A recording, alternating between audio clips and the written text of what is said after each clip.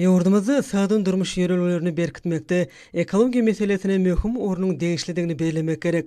Yakynda hormatly prezidentimiz Serdar Berdimuhammedow yurdumuzda köpçülüklerin bağına hallarını ekmegin ýazgy möhümine badylga berdi. Asyrlyň dowamyna soğay beş hasaplanylýan bu çäräniň yurdumyzyň dürli künjeklerini, şol sany arkada şekerini giňgerim bilen agdy berlikde geçirilmegi halkymyzyň asly çäre işçin gatnaşýanynyň nowatdaky beýanyna urly.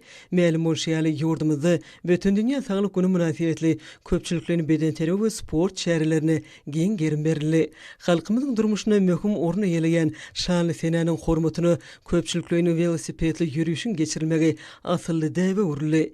Şunu jemgyýetimizde sagdyn durmuş ýörelgeleriniň berkidilmeginiň durmuş ugurly döwlet siýasatynyň möhüm ugurlarynyň birine öwürlendigini bellemek gerek.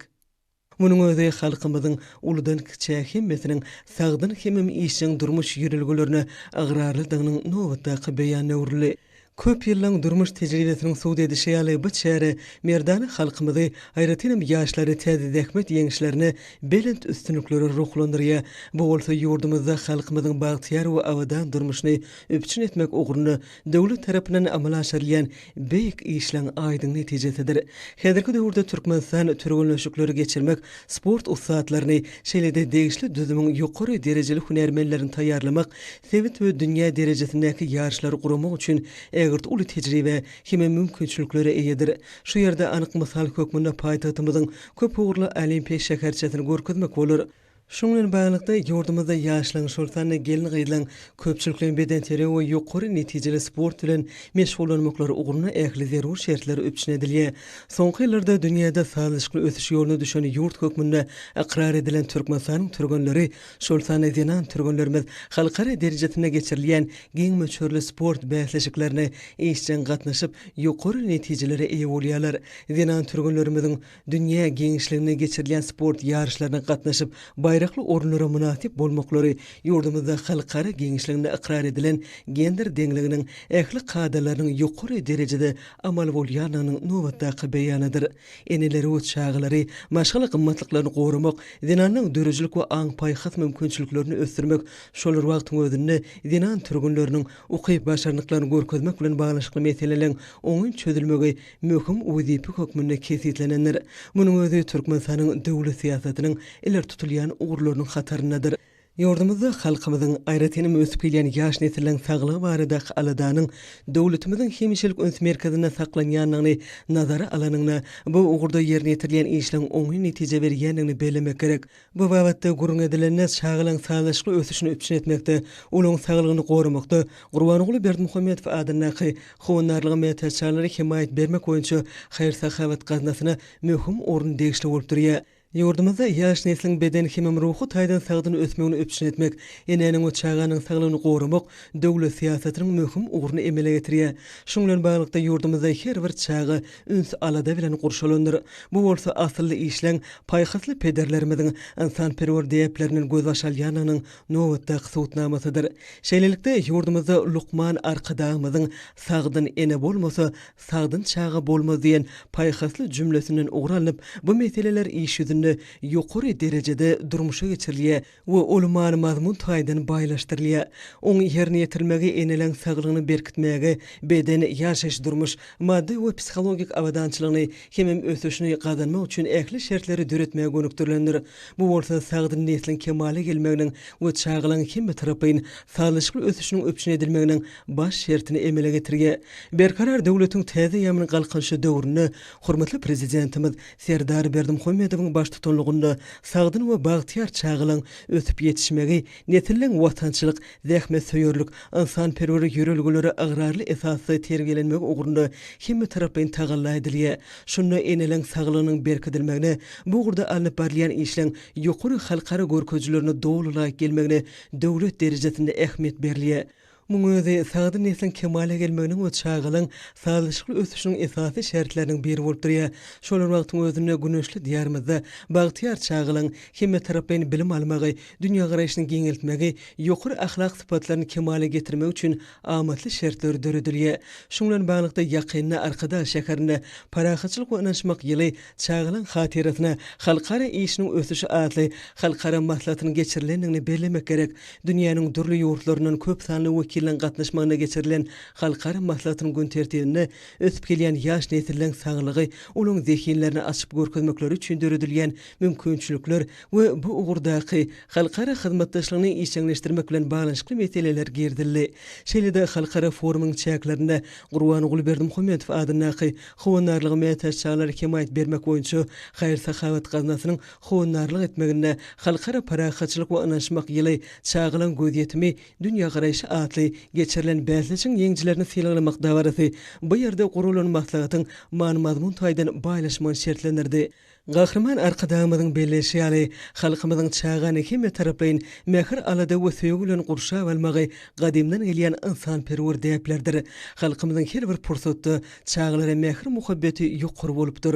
Şoňa görä-de häzirki döwürde ýurdumyzda insanperwerlik mätäji gorlamak ýaly ata-babalarymyzdan gelýän milli däpler häzirki döwrüň ruhuny kybap derejede ösdürilýär.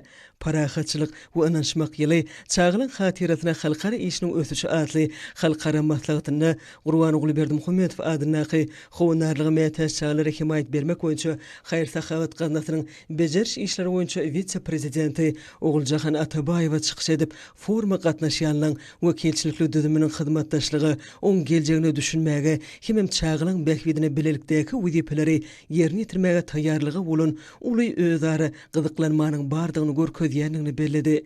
Gaznanyň döredilen gününden bäri geçen döwür iş ýüzünde bähwitli bolan köp sanly möhüm işlere baý boldy. Şolar wagtyň özünde amaly tejribe toplandy. Täze başlanýşlar hemem iş ugurlary peýda boldy diýip Atabaýewa sözüni dowam etdi we häzirki wagtda Gaznanyň Türkmenistanyň halkara insanperwer hyzmatdaşlygyna şol sanly Birleşen Milletler Guramasynyň giňgerimli we uzak möhletli strategiýalarynyň we maksatnamalarynyň durmuşa geçirişine işin gatnaşýanyny, olaryň hataryna 2030-njy ýyla çenli döwür üçin gün tertibiniň durnukly ösüş maksatlarynyň aýratyn orny eýeleýändigini belledi. Bellenşi ýaly Gazna tarapyndan paýtatymyzdaky vilayatlardaky hastaxanalarda durly operasiýalar geçirmek, çağlar öýlerinde ýürütülüşdirilen mekteplerde, mektep internatlaryna terbiýelenýän ýaş türkmenistanyň bejergileriniň çykdyjylaryny tölemek we olara saglyk goruş maksatly zerur enjamlary satyn almak üçin serişdeler ýygydarly bölünip berilýär. Şeýle çağlar üçin ýurdumyzyň saglyk goruş edaralaryna durly lukmançylyk bejergileri geçirilip, sagyldyş dikildiş işleri alınıp barlýar. Şoňlan baglykda Gaznanyň beýleki döwletler we awraýly halkara gurumlar bilen insanperwer ugurly halkara gatnaşyklarynyň gün saýyn ýygydarly artýandygyny bellemek ýakymly. Bu bolsa özara tejribe alşmakda hemem täzeçil usullary özleşdirmekde ähmiýetli ugur hökmüni ikrar edildi. Şoňlan baglykda Gurban Oguly Berdimuhammedow adynaky howannarlygy meýetçilary himayet bermek boýunça haýır-sahabat gaznasynyň halkara giňişliginde bilelikdäki taslamalaryň durmuşa geçirilmegine we işçiň başlanýyşlaryň amala aşyrylmagyna gatnaşýanyny bellemeli. Ýakynda Türkmenistanyň Gurban Oguly Berdimuhammedow adynaky howannarlygy meýetçilary himayet bermek boýunça haýır-sahabat gaznasynyň bejeriş işler boýunça vitse-prezidenti Oguljahan Atabaýewanyň ýol başlygynaky wekiliýetiň Monaco knyazlygyna iş sapary boldy. Gaznanyň vitse-prezidenti Monaco knyazlygyna iş saparyna bolmanyň çäklerinde ilki bilen Monaco knyazlygynyň milli geňeşiniň başlygy Thomas Bressa bilen bolan duşugyna saglyk goruş işiniň daş gurşaw gormak taýlalarynyň we bu ugurdaky halkara gatnaşyklarynyň meseleleri boýunça pikir alşdy. Şeýle-de ol ýerde ýurdumyzyň wekiliýetiniň Monaco knyazlygynyň şahzadasy Albert II bilen duşugy boldy. Onu sport, sagdyn durmuş ýörelgilerini potolandyrmak bilen bir hatarda parahaçylykly gatnaşyklary işçileşdirmek, halklaryň arasyndaky dost doganlyk gymmatlygyna laýyk gelýän ýörelgileri ösdürmek meselelerini gararly. Biri hormat goýmak we ynançmak esasyna geçen duşuklarda sportyň ähli görünüşleriniň dünýäde parahaçylygy, howpsuzlyk we hoşnýetli gatnaşyklary berkitmegiň möhüm gural hökmüni kabul edilýändigi barada aýdyldy. Mälim bolşýan gahrman arkadagymyzyň Monacoda saparda bolan günlerinde Galkynç milli atysyndaky oýunlar toparynyň halkara sirk festivalynda üstünlikli çykyş edip, altyn bayragy we beýleki ýürüte bayraklary münasip bolanyny bellemek ýakymly. Bunun özü yurdumuzda gahrman arkadağımızın başlangıcı bilen täzeden dikildilen Türkmen sirk sunugutunun dünya derejetine çıkanlığının aydın suutnaması boldy. Mundan başga da gahrman arkadağımızın Manaka knyazlığına bolan saparının dowamyny medeni insanperwer gatnaşyklığyny ösdürmeginiň şol sanyny Gurban ogly Berdimuhammedow adynaky howunarlygy metäççilere himayet bermek boýunça Haýyr Sahabat gatnaşynyň arasynda hyzmatdaşlygyň ýoly goýulmagynyň uly geljegi bardygyny belenildi. Bu meseleler gatnanyň vice-prezidentiniň dostluklu döwlete bolan saparynyň çäklerinde hasam ösdürildi. Yer gelende aýsak ýurdumyzda hormatly prezidentimizin ýol başlygynda ýetilen sepgitler gadanylýan üstünlikleri we halkymyzyň taryhyň dowamyny döredin hem häzirki döwürde üstünlikli dowam etdirilýän insanperwerlik ýörelgeleri barada maglumatlar dünýäniň köpçüliklerini habar berişdirişlerinde geňden beýan edilýär. Şunu dünýäniň iri media düzümleriniň biri bolan Euronews habarlar agentliginiň Türkmenistan bilen işçi hyzmatdaşlygy diýendigini dünýä belli media düzüminiň ýurdumyzyň durmuşyna bolup geçýän möhüm wakalary zähmet ýeňişlerini beýan edýän maglumatlary öz tomoşaçylaryna edigderlik hödürleýänini bellemek gerek.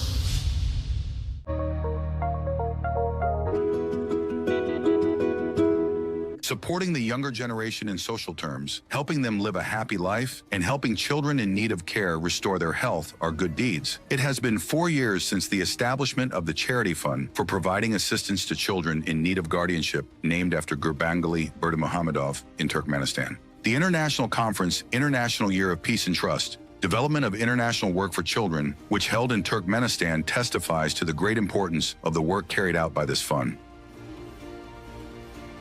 Conceptually, Turkmenistan's approach is based on the absolute priority of state care for younger generation.